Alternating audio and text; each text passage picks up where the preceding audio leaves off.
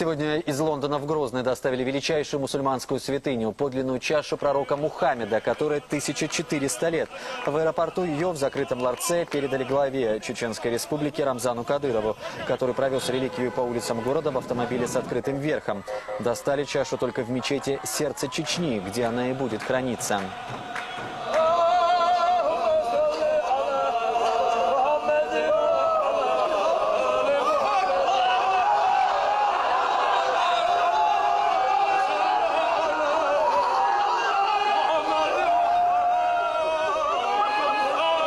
Ежегодно в день рождения пророка Мухаммеда реликвия будет выставляться на всеобщее обозрение, а воду из чаши смогут пить все желающие.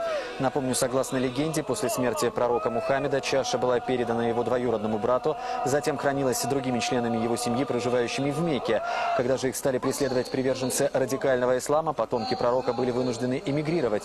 В итоге святыня оказалась в Великобритании, однако нынешние владельцы чаши пожелали отправить ее на хранение в Чечню.